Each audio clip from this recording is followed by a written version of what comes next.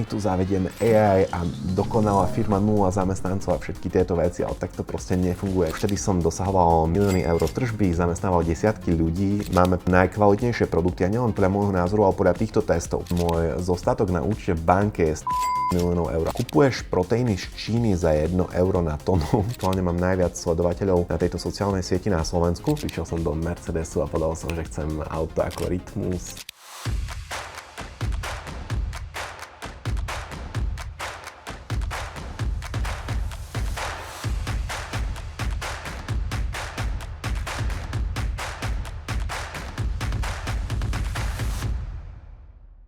Čaute, zdravím vás z Miami. Mám dneska taký voľnejší deň, tak som sa rozhodol, že by som vám nahral zase ďalšie video z formátu Odpovedám na komentáre. Posledné obdobie o mne vyšlo veľa článkov v rôznych médiách v Nemecku, Rakúsku, Česku, na Slovensku. No a môj tím vybral komentáre primárne z Česka a Slovenska z komentárových sekcií, na ktoré by som vám rád nahral takéto verejné reakcie. No a úplne zásadná časť týchto komentárov sú pozitívne, za čo vám veľmi ďakujem. Je tam veľké množstvo aj takých diskutabilných komentárov a aj negatívne, čiže tie veľmi rád vysvetlím. Čiže prvý komentár je k článku, v ktorom sa píše o tom, že presúvame centrálu našej firmy zo Slovenska do Rakúska. Len nech sa pripraví na poplatky, ktoré si bude rakúsky štát od neho vyžadovať, o ktorých sa mu ani nesníva. Realita ho prekvapí. Množstvo ekologických daní, odvodov do poisťovní, odborov, rôzne komory a povinné uhrádzanie poplatkov za štátne médiá a iné striktné socialistické odvody. Bude ešte snívať o podnikaní na Slovensku. Tento komentár za mňa vyjadruje asi ako uvažujú ľudia, ktorí sa veľmi nehýbu v týchto kruhoch. Čiže keď sa ide presúvať centrála firmy s hodnotou stovky miliónov eur, tak väčšinou to nie je spôsobom, že ja ako CEO sa ráno zobudím a rozhodnem, že to dneska presunieme z Košíc do Viedne, ale väčšinou je to proces na niekoľko rokov.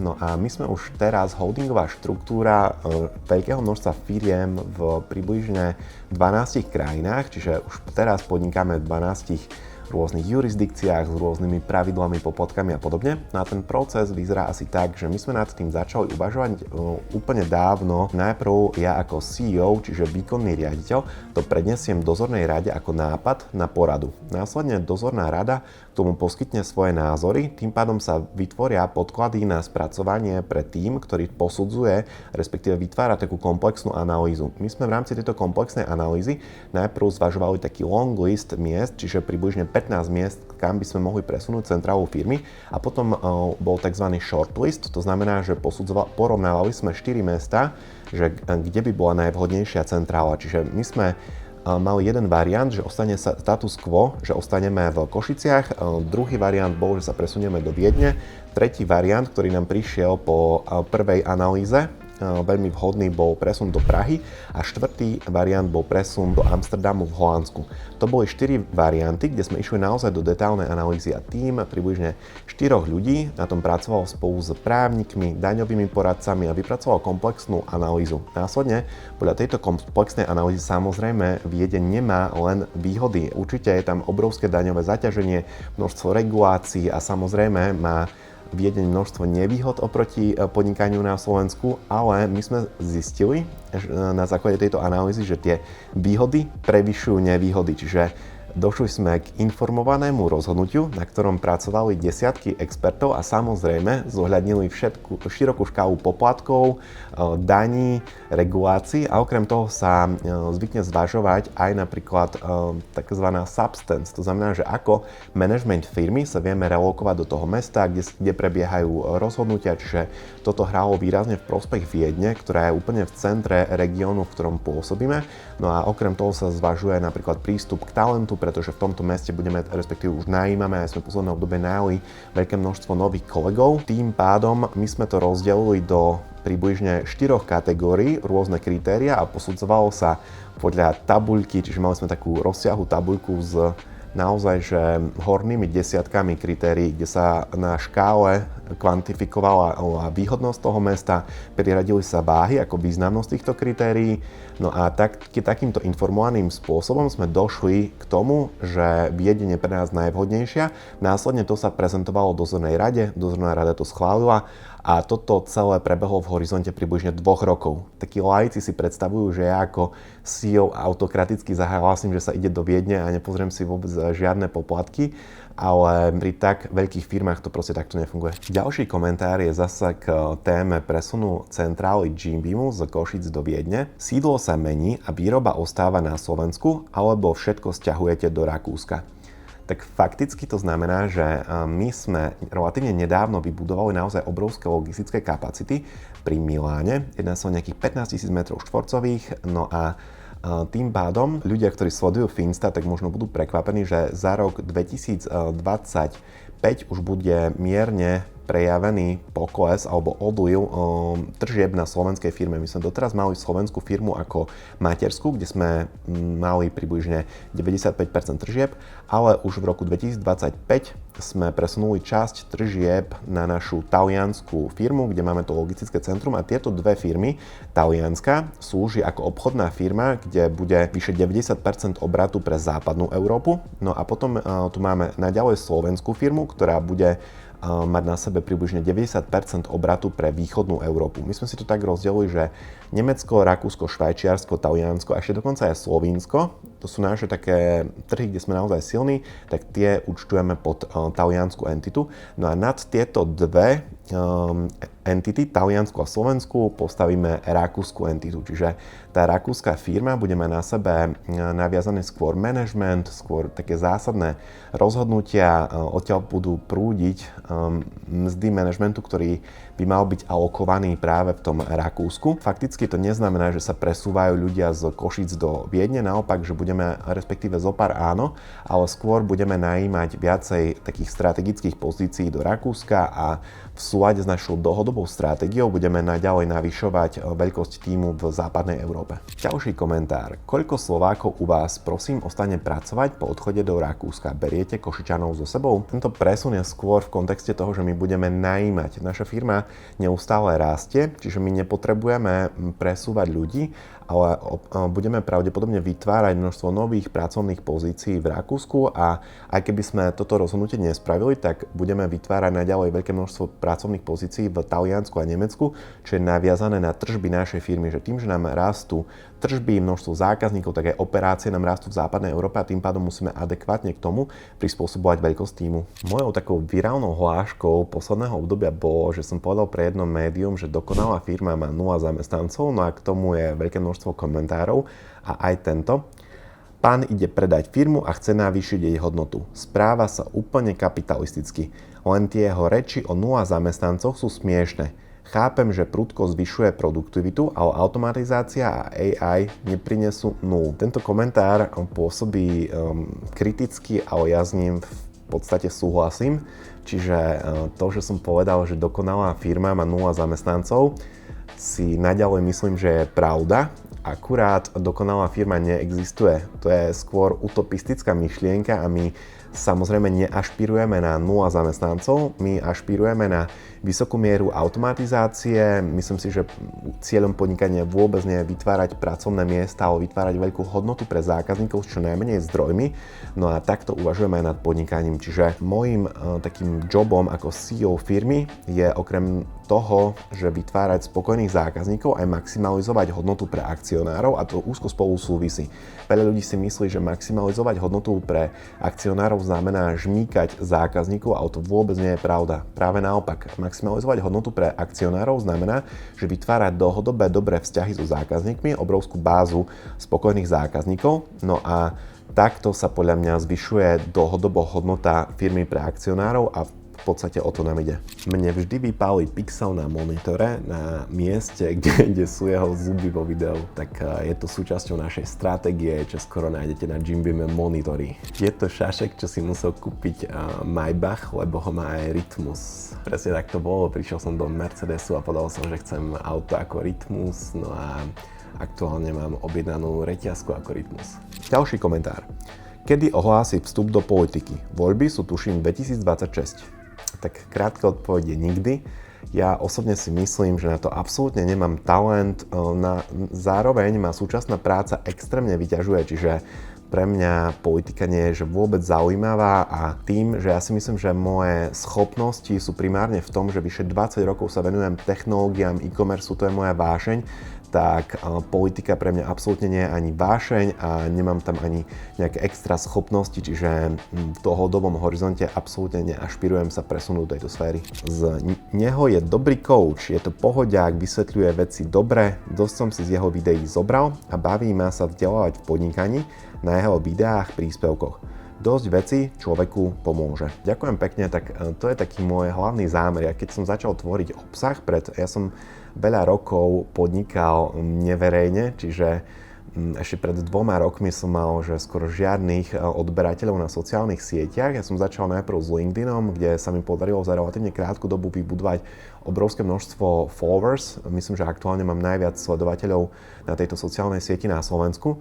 No a potom som išiel na platformu YouTube a odtiaľ na ďalšie sociálne siete a toto bola moja ambícia. Podporovať podnikanie na Slovensku, inšpirovať ľudí k tomu, aby podnikali, no a zdieľať takto know-how skôr inšpiratívnou formou. Čiže ja si myslím, že nedokážem ľudí zmeniť ich zmýšľanie, ale možno keď im ukážem nejaké zaujímavé veci, tak si myslím, že by som im mohol rozšíriť obzory a inšpirovať ich novým veciam. Keby mal tento chlapík zakladať firmu, keď ešte neexistovali sociálne siete, tak by v živote úspech nemal. Chlapec si vie zablokovať komentáre, ktoré prezentujú jeho skutočný obraz a vytvára na sociálnych sieťach klamavý obraz o sebe. A samozrejme podobní ľudia mu to žerú. Tak toto sú v podstate dve témy. Prvá je proste nezmysel, že ja som podnikal dávno pred sociálnymi sieťami. Ja som začal podnikať niekedy v roku 2002, kedy že sociálne siete takmer nikto nevyužíval, respektíve ani neexistovali. No a už vtedy som dosahoval milióny eur tržby, zamestnával desiatky ľudí, no a vybudoval som moje prvé e-commerceové firmy skôr na organickom trafiku z vyhľadávačov. No a samozrejme doba sa mení, na ktorú som sa adaptoval, no a v roku 2014, keď som zakladal Jimmy, vtedy v našom regióne rástla popularita Facebooku a využil som toto momentum a zameral som sa na sociálne siete, čiže je to tak, že Jimmy je dosť postavený na sociálnych sieťach, ale toto je jednoznačne nepravda, že len vďaka sociálnym sieťam. Ja si myslím, že keby neexistovali sociálne siete, tak by sme vyrástli cez niečo iné, čo by existovalo. No a potom druhá časť je, že chlapec si vie zablokovať komentáre, tak toto rozhodne nie je pravda, že my práve že vôbec neblokujeme nikoho, alebo neuvedomujem si, aby sme niekoho na niektorej sociálnej sieti zablokovali. Môj tým mi pomáha s manažovaním diskusí pod komentármi, čiže častokrát sa snažíme na nich odpovedať, aby sa vytvoril engagement, vytvorila sa distribúcia, no a práve tie negatívne komentáre častokrát pomáhajú distribúcii obsahu, čiže myslím si, že mažeme vulgárne komentáre, ale komentáre nie sú vulgárne, tak ich tam nechávame. Ľudí neblokujeme že vôbec, že to môžeme ako ukázať adminy našich účtov, že tam nie sú žiadni ľudia zablokovaní. Čítam veľa recenzií, kde ľudia spochybňujú kvalitu vitamínov od vás. Pre príklad použijem vitamín D. Existuje nejaká garancia kvality tohto produktu, že je tam reálne toľko vitamínu a dostatočná kvalita, alebo práve takéto linky pomôžu ku garancii kvality výrobkov Jim Beam? Tak samozrejme v rôznych diskusiách je množstvo komentárov, ktoré spochybňujú kvalitu produktov, ale nikdy nie sú tieto komentáre faktické. Že ja som sa ešte nestretol, aby nám niekto vyťahol nejakú kauzu, kde by úrady spochybnili kvalitu našich produktov. Za celé fungovanie firmy, čo je aktuálne 12 rokov, tak sme nemali kauzu alebo proste nejaké reálne odhalenie, aby nekorešpondoval obal produktu s tým, čo je v danom produkte. A zároveň tým, že sme najväčšia európska firma s doplnkami výživy, tak si myslím, že sme jednoznačne podstúpili najviac týchto testov od konkurencie. My stále, keď sme expandovali do novej krajiny a stali sme sa jedna z najväčších firiem v danej kategórii, v danej krajine, tak veľké množstvo konkurentov robilo rozbory našich produktov. Vždycky to dopadlo dobre, čiže my keď sme mali niekedy v minulosti nejaké kauzy alebo nejaké pokuty, tak my sme v podstate len raz mali pokutu v Maďarsku za to, že sme údajne mali nesprávne marketingové výrazy a to bolo v súvislosti s zdravotnými tvrdeniami na obaloch, kde v ostatných krajinách to v pohode prechádzalo, v Maďarsku bola prísnejšia legislatíva a tam nám za to udelili pokutu, ale nikdy v histórii firmy, a to sme jednoznačne najviac testovaná firma v našej kategórii tým, že sme za posledné roky vyrástli, tým, že pôsobíme na najviac trhoch s našou firmou v Európe, tak nikdy sme nemali žiadnu kauzu alebo nejakú pokutu za to, aby nekorešpondovalo zloženie s tým, čo tvrdíme. No a tým pádom ja by som povedal, že ak nejaká firma má najviac dôkazov o tom, že obal produktu korešponduje so zložením, tak sme to práve my, kde robíme za naše fungovanie, si myslím, že už sme spravili pravdepodobne desiatky tisíc testov zložení pre naše vlastné účely a myslím si, že úrady a konkurencia spravili tisícky testov našich produktov, či korešponduje zloženie s obalom a nikdy nedošlo k nejakým zásadným rozporom. Dalibor, toto ma zaujíma. Kde sa berie tá emocionálna stabilita? Je to charakterová vlastnosť človeka, alebo skúsenosti, alebo nejaký vydrilovaný skill? Tak ja si myslím, že to je kombinácia naozaj veľa vecí. Prvá vec je, že ja som si robil za moju kariéru veľké množstvo psychologických posudkov, no a častokrát sa tam opakuje tá pozitívna črta, že vysoká emocionálna stabilita, odolnosť voči stresu, odolnosť pod veľkým tlakom, čiže myslím si, že to môže byť aj nejaká predispozícia. Na druhej strane, keď som bol mladší, tak si myslím, že som bol výrazne menej emocionálne stabilný, čiže do určitej miery je to aj vydrilovaný skill. Mne osobne najviac pomáha to, že sa viem sám diagnostikovať, čiže keď sa ku mne dostávajú nejaké negatívne správy, ktoré ma vedia ako nejak rozhodiť, tak sa pokúšam sám seba diagnostikovať, či mi nestúpa tep, myslím si, že úplne kľúčové je si to sám uvedomiť, že ste nervózni a ste nahnevaní a vtedy sa snažím nejak nereagovať a oddiaľovať nejaké reakcie a rozhodnutia, kým nie som akože ukľudený, kým sa nestabilizujú moje markere ako tep. Toto si myslím, že je taká druhá časť, že vydrilovaný skill. Čiže to je môj nejaký tip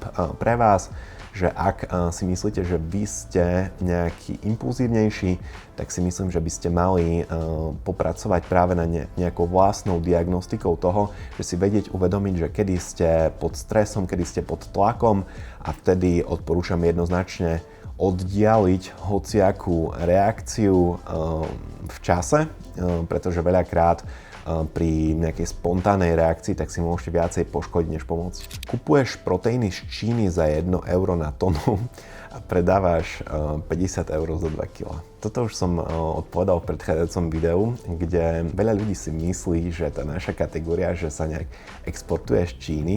Ja som aj bol v Číne a tam polovica ponuky je naopak importovaná z Európy a polovica je od miestnych firiem. A tieto miestne firmy nie sú veľmi úspešné v tejto kategórii. To znamená, že ani v Číne nie sú čínske firmy v tejto kategórii dominantné. Veľká časť týchto produktov sa do Číny importuje. Naša firma je európska, máme 3 obrovské výrobné kapacity. Čiže ja mám aj na tomto YouTube kanále videá z našich výrobných kapacít. My aktuálne máme v Košiciach pri letisku jednu výrobnú kapacitu, v Košiciach na Rastislavovej ulici druhú výrobnú kapacitu. Obe sme vybudovali na tzv. Zelenej lúke, čiže sú tam úplne nové výrobné linky. No a tretiu výrobnú kapacitu sme prikúpili v Düsseldorfe v Nemecku, kde sú už zabehnuté linky, je tam biocertifikácia, je tam IFS, International Food Standards certifikácia. Neviem prečo sa opakovane ako vyskytuje tento názor, ale my neprebaľujeme, že to vôbec nedáva ekonomický zmysel pri našej škále prebaľovať a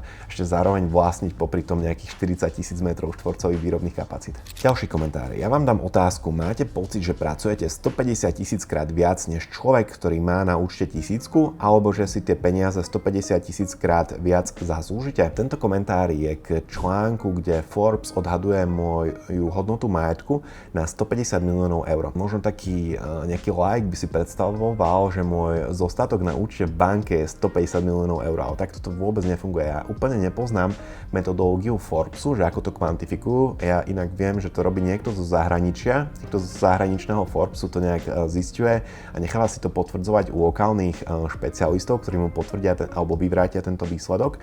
No ale nepoznám tú metodológiu kvantifikácie, ale ja odhadujem, že k tomu došlo spôsobom, že zásadná časť tejto sumy je pravdepodobne hodnota firmy Jim Beam. Čiže my sme nedávno, bolo to až po vydaní tohto článku, ale realizovali transakciu, kde naša firma bola ohodnotená, že má hodnotu v stovkách miliónov eur. Ja aktuálne v tej firme vlastním 72%, čiže myslím si, že zásadná časť tejto sumy vychádza z toho, že ja vlastním akcie firmy, ktorá má naozaj obrovskú hodnotu, že to nie je zostatok na účte. No a keď sa bavíme o tom, že keby aj som za svoju kariéru nahromadil takýto zostatok na účte, tak to tiež je taká milná predstava, že to je zostatok na účte, ktorý využívam na osobnú spotrebu. Častokrát ľudia, ktorí nakumulujú taký obrovský majetok, tak to je práve kvôli tej odloženej spotrebe, že oni, keď pracovali tak, že zarobili, dajme tomu, že 1500 eur proti človeku, ktorý zarobí 1000 eur, tak oni sa snažili neminúť tých 1500 eur, ale pracovať ešte viac, aby zarobili 2000 eur a alokovať, reinvestovať tento kapitál ďalej. Čiže aj Jim Beam, keď dajme tomu, že som v ňom v prvých možno dňoch zarábal 1000 eur mesačne, tak som mohol tých 1000 eur mesačne minúť na spotrebu a ja som sa snažil minúť menej a investovať viacej. No a tým, že roky vy oddiaľujete túto spotrebu a reinvestujete tieto peniaze, tak potom sa týmto zloženým úročením môžu dostať naozaj do obrovských súm. Toto je princíp, ako sa stať bohatý, že výrazne menej spotrebovať, ako zarábať a reinvestovať túto tzv. Odloženú spotrebu a keď budete podnikať ako ja viac ako 20 rokov, tak potom sa môže stať, že sa táto odložená spotreba už bude hýbať v závratných sumách. Úprimne by ma zaujímalo, na čom sa tam točia tržby. Proteíny sú zúfalo zlé oproti renomé USA značkám, oblečenie je materiálová tragédia. Nič zlom, držím palce a úprimne by ma to zaujímalo. U nás to funguje spôsobom, že my máme viacero tímov, ktoré navrhujú nové produkty, taktiež máme tímy, my to voláme že na food safety, ale tieto tímy primárne robia chemické rozbory produktov a posudzujú aj tzv. Senzorické vlastnosti, ako napríklad chuť, vôňu a podobne. Ja si myslím, že kebyže je zákazník dokonale informovaný, to znamená, že si naraz kúpi produkt s rovnakou príchuťou a rovnakým zložením od nás a viacero značiek, a bude robiť tzv. Slepé ochutnávky, tak naše produkty v týchto slepých ochutnávkach väčšinou vychádzajú najlepšie. A ak nevychádzajú najlepšie, tak my ako najväčšia európska firma v tejto kategórii máme dostatok zdrojov na to, aby sme robili ďalšie tzv. Iterácie týchto produktov. Čiže čo sa fakticky u nás deje je, že my si objednáme častokrát cez tzv. Mystery shopping nejakých 20 alternatívnych produktov k nášmu produktu. Následne pozveme respondentov, ktorí robia ochutnávky a následne kvantifikujeme, že kde sa náš produkt aktuálne nachádza. Ak náš produkt sa nenachádza v top 3 z top 20 najpopulárnejších značiek v kategórii porovnateľných produktov, to je tiež ako podstatné, že treba porovnávať koncentrát s koncentrátom, izolát s izolátom a podobne, tak následne robíme ďalšiu iteráciu produktu, čiže testujeme rôzne pomery sukralózy, arómy, stevie, skúšame rôzne typy aróm, pri veľa príchuťach je vyše 700 typov aróm, čiže toto testujeme, snažíme sa navrhnúť kvalitnejší produkt. Tým, že sme najväčšia firma v našej kategórii, máme na to najviac zdrojov, tak takto robíme najviac iterácií a máme podľa môjho názoru najkvalitnejšie produkty a nielen podľa môjho názoru, ale podľa týchto testov. No a prečo si myslím, že existujú takéto komentáre alebo takéto názory? Ja úprimne verím, že tento človek si to naozaj myslí, že máme horšie produkty chuťovo než konkurencia, ale častokrát si myslím, že to vychádza z toho, že sa neporovnáva jednak jednej produkt. To znamená, že napríklad srvátkový proteín v biokvalite štandardne je inak spracovaný ako ten, ktorý je v nebiokvalite a tým pádom väčšinou chutí horšie. Vegánske proteíny väčšinou chutia horšie ako nevegánske proteíny, izoláty väčšinou chutia trošku horšie ako koncentráty. No a je tam akože viacero vplyvov a ja si myslím, že tieto ako také skreslenia častokrát sú spôsobené tým, že ľudia nefungujú spôsobom, že si naraz kúpia produkt s identickým zložením, s identickou príchuťou od viacero značiek a potom ich testujú takto popri sebe ako na naši respondenti, ale majú častokrát medzi tým rozostup niekoľko mesiacov, čo samozrejme jednoznačne skreslí to. U nás testujeme aj obaly, čiže obaly častokrát skreslia názor zákazníka na daný produkt a častokrát je taká sprostosť ako názov príchute. Čiže tá príchuť sa volá madagaskarská vanilka alebo vanilková zmrzlina, tak už len takáto blbosť ako názov príchute podľa našich testov dokáže zmeniť názor na produkt až o 30%. Keď sa použije ten názov príchute, ktorý ľuďom evokuje chutnejší proteín, než keď sa použije názov príchute, ktorý možno znie dobre, ale ľudia si s tým neasociujú až takú pozitívnu chuť. No a toto sú všetko také psychologické skreslenia, ktoré si zákazníci neuvedomujú. Reálne toto má dopad, si myslím, že výrazne viac na tieto komentárové sekcie, než naozaj objektívne porovnanie. Dalibor Cicman, ja čakám, kedy vyskočíte z mojej chladničky. Nikdy som nevidela úspešného podnikateľa sa tak pretrčať na sociálnych sieťach ako vás. Asi sa rád na seba dívate. Nechápem, kto kupuje Jimmym produkty. Tá druhá časť, nechápem, kto kupuje Jimmym produkty, tak môžete si pozrieť na Instagrame hashtag Jimbeam a tam sú označení tisíce ľudí, kto si kupuje tieto produkty. No a nikdy ste nevidela úspešného podnikateľa sa tak pretrčať na sociálnych sieťach. Ja do určitej miery s vami súhlasím, že v našom regióne primárne ľudia, ktorí zbohatli v 90. rokoch, tak sa veľmi nepretrčajú na sociálne siete, naopak chcú byť v anonymite. A na druhej strane, keď sa pozrieme na ľudí, ktorí napríklad mňa osobne veľmi inšpirujú, čiže CEO z technologických firiem, väčšinou z USA, väčšinou z Palo Alta, tak oni majú naopak, že obrovské sociálne siete, čiže neviem, či považujete za úspešného podnikateľa napríklad Elona Muska, Billa Gatesa, ale títo ľudia majú častokrát milióny followers na sociálnych sieťach. Keď sa pozrieme na rebríček najbohatších ľudí sveta, tak z top 20 si myslím, že taká polovica a väčšinou práve tí technologickí podnikatelia tak majú veľmi silné sociálne siete, častokrát majú týmy, ktoré za nich komentujú na sociálnych sieťach a toto mňa inšpiruje. Taktiež ja mám tým, ktorý mi pomáha s mojimi sociálnymi sieťami. Snažím sa do toho nealokovať, že úplne veľa času, ale myslím si, že to má reálne že obrovské množstvo pozitív na môj biznis. Myslím si, že to do určitej miery podporuje aj tržby, takáto transparentnosť, ak hovorím o produktoch, mám interfejs na to, že môžem komunikovať s našimi zákazníkmi alebo potenciálnymi zákazníkmi a v tomto má naozaj širokú škálu pozitívnych vplyvov na biznis a myslím si, že čím ďalej, tým viac budete stretávať úspešných podnikateľov sa takto pretrčať na sociálnych sieťach a možno si o nich budete naďalej myslieť, že sa radi na seba dívajú, ale ja si myslím, že je to naozaj pragmatické rozhodnutie s pozitívnymi vplyvmi na biznis. Mňa by zaujímalo, prečo Jimbeam chce vytvoriť produkt, ktorého sa človek nedotkne, ale doteraz rastie len vďaka ľuďom, ktorí tam pracujú a ktorí produkty kupujú. Keď to tak bude robiť každá firma a ľudia nebudú mať prácu a peniaze do budúcna, kto bude tie produkty kupovať? Alebo ako vysvetlí firma, že už ľudí nepotrebuje? Toto je taká častá predstava ľudí, keď sa hovorí o automatizácii, o AI, robotizácii. Ľudia si častokrát predstavujú tzv. Úplný edge case, úplný ten extrém, že my tu zavedieme AI a dokonalá firma 0 zamestnancov a všetky tieto veci, ale tak to proste nefunguje, že inovácie nie sú rovnomerne distribuované. To znamená, že AI alebo robotizácia sa nedotkne veľkého množstva firiem, veľkého množstva kategórií v hospodárstve. No a zároveň inovácie nie sú rovnomerne distribuované ani geograficky. To znamená, že ja som teraz v Miami v USA a tu jazdia Waymo taxíky, to znamená autonómne taxíky, kde nie je šofér, ale vy si sadnete do auta a to auto je riadené pomocou kámia, čiže na tom pracuje 0 ľudí. Táto inovácia už existuje, je masovo adaptovaná špeciálne v San Francisku, Los Angeles a už aj v Miami, ale minimálne ešte 5 rokov na Slovensku nebude. No a naša firma nad tým uvažuje, že my, aby sme boli konkurencieschopní, musíme automatizovať. Ale čo sa fakticky deje je, že sa zníži počet zamestnancov na počet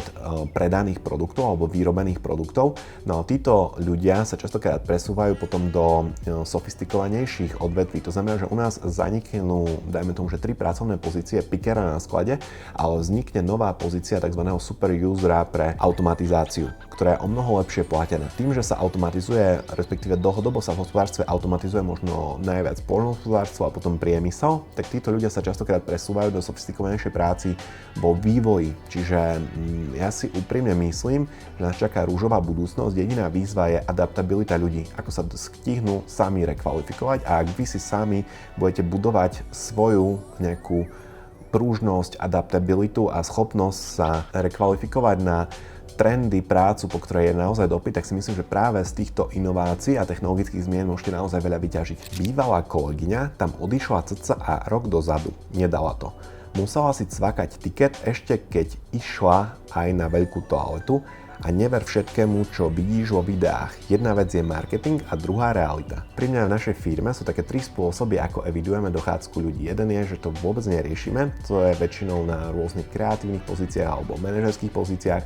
Potom je druhý typ dochádzky, kedy ľudia online trackujú, čiže väčšinou sa jedná o remote a white collar joby. No a tam sa samozrejme nerieši, či je alebo nie je na toalete, proste vykáže určitý čas, kedy človek pracuje. No a potom tretí systém je, ktorý využívame na predajniach alebo v logistických kapacitách a tam to funguje spôsobom, že človek, ktorý prichádza do práce, tak sa zatrackuje cez turniketový systém, keď vchádza do výrobnej haly alebo logistickej kapacity a keď vychádza z tejto kapacity, tak sa odstrekuje.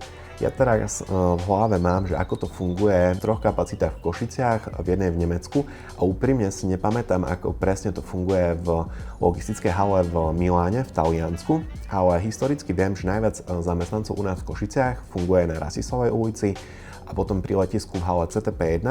No a tam to funguje tak, že toalety sú v rámci tých výrobných hal, čiže nie je potrebné sa odpípnúť, ak človek ide na toaletu. Človek môže ísť na toaletu v rámci tejto haly a toaleta nie je za turniketovými systémami. A je pravda, že v CTP2 pri letisku, čo je naša výrobná kapacita, nie, to je logistická kapacita, kde pracuje časť zamestnancov, tak sú toalety za turniketovým systémom. Či človek, ak chce ísť na toaletu alebo na cigaretu, tak sa musí odpipnúť cez turniketový systém a vtedy sa mu ten čas nezapočítava. A potom my sme nedávno prikúpili nemeckú výrobnú kapacitu, kde je to presne takisto. Čiže my sme v podstate prebrali firmu, kde tiež sú toalety za turniketovým systémom, že nenachádzajú sa vo výrobných halách, čiže človek ide na toaletu v tejto nemeckej firme, ktorú sme prikúpili už rovno s takýmto systémom, tak je potrebné pri východe sa odpipnúť. To je to prezentované ako nejaká strašná šikana, že človek, ak ide na toaletu, že musí sa odpipnúť cez turniketový systém. Ja som navštívil horné desiatky výrobných podnikov našej kategórie, horné desiatky logistických kapacít našich podnikov a niektoré firmy to majú tak, niektoré tak. Ja pri jednom z 5 miest, kde vykonávame logistiku alebo výrobné kapacity, si to nepamätám a pri 2 to máme tak a pri 2 tak, čiže nemáme tam ako nejakú striktnú policy. No a ja mám ako takú skúsenosť, že to nikto nerieši, že keď proste najímame ľudí do týchto kapacít, tak žiadna osoba pri nábore sa na to ani neopýta alebo nerieši, že kde sa aktuálne nachádza toaleta, tak tiež, keď niekto u nás končí a máme tzv.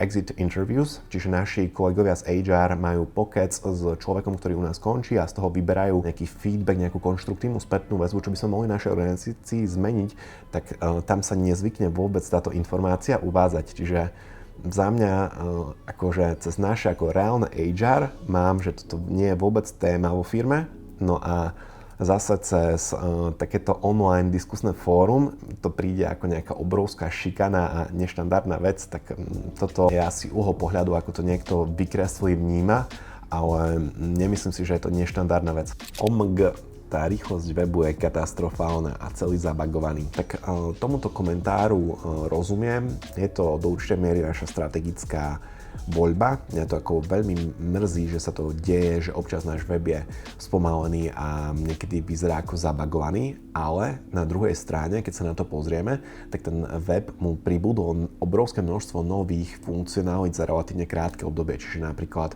za posledný rok my sme spustili na 16 trhoch mobilnú aplikáciu, kde máte o mnoho rýchlejší užívateľský zážitok.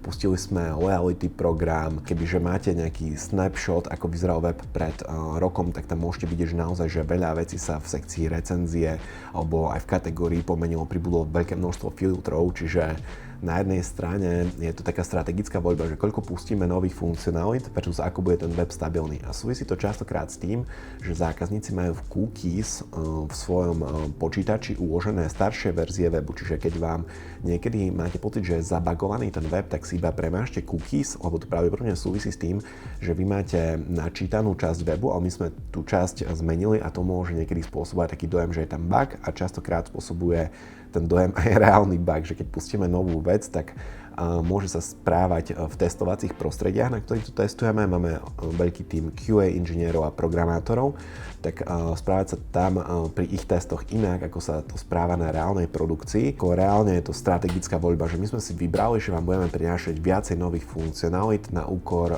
týchto bugov a spomalení stránky. Častokrát sú to iba dočasné veci. Do budúcna plánujeme sa viacej sústrediť na kvalitu a menej nových funkcionalít, čiže myslím si, že by do budúcna ste mali mať menej takýto pocit ako doteraz. Tak ja vám ďakujem za všetky komentáre, aj pozitívne, aj negatívne. Ja to vnímam, že tieto komentáre podporujú zásah mojich videí, čiže čím viac budete písať aj pozitívnych, aj negatívnych komentárov, tým k viacej ľuďom sa dostane obsah, ktorý tvoríme, a to, že ten obsah sa dostáva k relatívne veľa ľuďom, tak ma motivuje tvoriť ten ďalší obsah. Čiže keď chcete podporiť moju produkciu, chcete podporiť to, aby som mohol alokovať svoj čas do tvorby obsahu na sociálne siete, tak prosím napíšte buď podporný alebo kľudne aj negatívny komentár. No a prípadne napíšte aj otázku kľudne pod toto video, že čo by vás zaujímalo, no ja si raz za čas nájdem čas a zodpoviem takto tieto komentáre. Ja medzi nimi častokrát vyberám komentáre, ktoré sa veľmi ťažko zodpovedajú do tých pár znakov, ktoré sa dá zodpovedať v komentárovej sekcii, čiže natočím o tom špeciálne video. Na veľkú časť komentárov odpovedám aj ja osobne a musím sa priznať, že už mi s tým pomáha aj tým, čiže veľkú časť komentárov vie zodpovedať aj môj tím. No a ja budem taktiež rád, alebo keď chcete toto video podporiť, tak dajte určite like, prípadne odber na tento kanál. No ja sa na vás teším pri ďalšom videu.